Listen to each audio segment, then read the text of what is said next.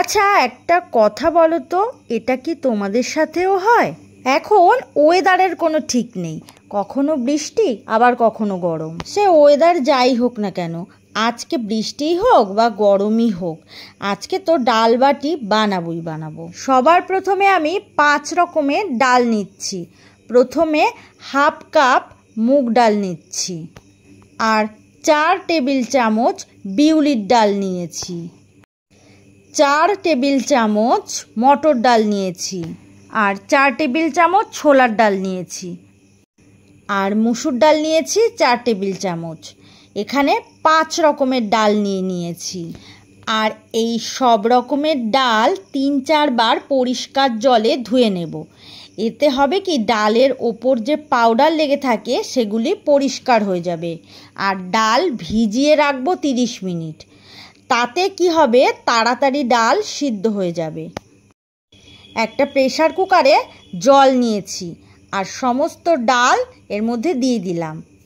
আর দিয়ে দিলাম অল্প নুন, দিলাম হলুদ গুঁড়ো, আর দিলাম সর্ষের তেল, আর 4টে কাঁচা লঙ্কা দিলাম। আমি এখানে সর্ষের তেল দিলাম, তোমরা ঘি দিয়েও এই ডাল সিদ্ধ করে নিতে পারো। এই ডাল সিদ্ধ হতে হতে বাটি তৈরির আটা মেখে নেব। আমি এখানে 1 কাপ গমের আটা নিয়েছি, আর হাফ কাপ সুজি নিচ্ছি, আর হাফ কাপ বেসন নিচ্ছি। তাহলে এই বেসনটা দিলে টেস্ট ভালো আসবে। এর মধ্যে 2 চা চামচ সাদা তিল দিলাম, আর 1 চা চামচ সাদা জিরে দিলাম, আর 1 চামচ হলুদ গুঁড়ো দিলাম, আর অল্প নুন দিলাম, আর বেকিং সোডা দিলাম, আর এই যে ধনে হাত দিয়ে ক্রাশ করে দিয়ে দিলাম। এতে কি একটু ভেঙে ভেঙে যাবে, মানে গোটা থাকবে না। হাফ চা চামচ আজওয়াইন দিয়ে দিলাম, আর 1 চামচ চিনি দিলাম। এই শুকনো উপকরণগুলো একটু মিশিয়ে নিচ্ছি, আর অল্প অল্প করে উষ্ণ গরম জল দিয়ে মেখে নেব। তার আগে এই শুকনো উপকরণগুলো ভালো করে মিশিয়ে নিতে হবে। আর অল্প অল্প করে উষ্ণ গরম জল দিয়ে একটা টাইট ডো তৈরি করে নেব। একবারে জল দিলে কি হবে, নরমও হয়ে যেতে পারে। আর এই রেসিপির জন্য কিন্তু শক্তভাবেই আটাটা মাখতে হবে। ভালো করে এই আটাটা মেখে নিতে হবে।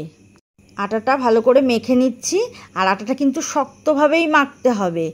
আর এইভাবে মেখে নিয়ে আটার ওপরে, এই মাখা আটার ওপরে ঘি দিয়ে দিলাম, আর এই ঘি দিয়ে আবারও মেখে নেব। আর তাতে হবে কি, এই যে বাটিটা তৈরি হবে, বাটিটা খাস্তা হবে এই ঘি দেওয়ার কারণে। আর তোমরা এখানে ঘিয়ের পরিবর্তে সাদা তেলও দিতে পারো। এই রাজস্থানের ফেমাস রেসিপি ডাল বাটি, একে বাফলা বাটিও রাজস্থানীরা বলে। আর হাত দিয়ে এরকমভাবে একটু গোল করে নিচ্ছি, সবকটা লেচি গোল করে নিলাম। আর এভাবে মাঝখানে গর্ত করে দিচ্ছি। এরকম গর্ত করে দেওয়ার কারণ হলো, মাঝখানটা তাহলে যখন আমি এটা সিদ্ধ করব তখন কাঁচা থাকবে না। আর এইভাবে সবগুলো বানিয়ে নিচ্ছি। এই সবকটা বাটি তৈরি করে নিয়ে একটা কড়াইতে জল গরম বসিয়ে দিয়েছি। আর জলটা ফুটে উঠলেই তার মধ্যে একে একে সবকটা বাটি দিয়ে দিচ্ছি। আর এটা ঢাকা দেওয়ার কোনো দরকার নেই, এভাবে 20 মিনিট এটা জাল করে নিতে হবে। সেই ফাঁকে ডাল বানিয়ে নেব। ডালটা 3-4টে সিটি দিয়ে নিয়েছি। এই যে দেখো, ডাল সিদ্ধ হয়ে গেছে।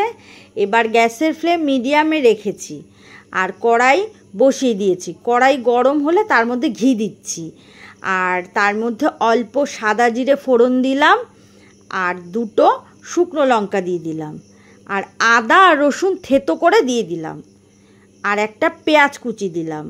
আর খুব ভালোভাবে পেঁয়াজটা ভেজে নিচ্ছি। মোটামুটি 3-4 মিনিট সময় নিয়ে পেঁয়াজটা লাল করে ভেজে নিতে হবে। এই পেঁয়াজটা ভালো করে ভেজে নিয়ে এর মধ্যে দিয়ে দিচ্ছি স্বাদ মতো নুন, আর দিলাম হলুদ গুঁড়ো, আর দিয়ে দিলাম 1 চা চামচ জিরে গুঁড়ো, আর এই খুব ভালো করে এটা নেড়ে নিচ্ছি। এবারে সিদ্ধ করে রাখা ডাল দিয়ে দিলাম, আর ডালটা দিয়ে ভালো করে মিশিয়ে নিতে হবে। আর দিয়ে দিলাম 1 চামচ চিনি, আর দিয়ে দিলাম 1 চামচ কসুরি মেথি। তাহলে ডাল একেবারে রেডি। গ্যাসের ফ্লেম বন্ধ করে একটু নেড়ে নিতে হবে। এবার নামিয়ে নেব। আর এদিকে 20 মিনিট এই বাটি জলে সিদ্ধ করে নিয়েছি। এবার এই যে দেখো ফুলে উঠেছে, এবার জল ছেঁকে তুলে নিতে হবে। তুলে নিচ্ছি আর একটা পাত্রে তুলে নিলাম। আর জল শুকিয়ে গেলে মানে ঠান্ডা হলে ছুরি দিয়ে কেটে নেব মাঝখান থেকে। এই ডাল বাটির সাথে রায়তা খায় অনেকে, আবার অনেকে আচার দিয়েও খায়। হ্যাঁ, এবার এই সব কটা বাটি কেটে নেওয়া হয়ে গেছে। এবার এগুলো ভেজে নেব। আমি অল্প ঘি আর সাদা তেল দিয়ে ভেজে নেব। তোমরা চাইলে পুরোটা ঘি বা পুরোটাই সাদা তেলে ভাজতে পারো। ঘি আর তেল গরম হলে এই বাটিগুলো দিয়ে দিচ্ছি। এইভাবে ভালো করে উল্টে পাল্টে ভেজে নিতে হবে, আর সবগুলো এভাবেই ভেজে নেব। তারপর এই ডালের সাথে সার্ভ করব। ভীষণই টেস্টি হয়। তোমরা চাইলে এই বাটির ওপরে অল্প ঘি দিয়েও সার্ভ করতে পারো, তাহলে খেতে বেশি ভালো লাগবে। তাহলে আজ এই পর্যন্তই। দেখা হচ্ছে আরও নতুন ভিডিওতে। সুস্থ থাকো, ভালো থাকো, আর এতক্ষণ ধরে আমার সাথে থাকার জন্য অনেক অনেক ধন্যবাদ।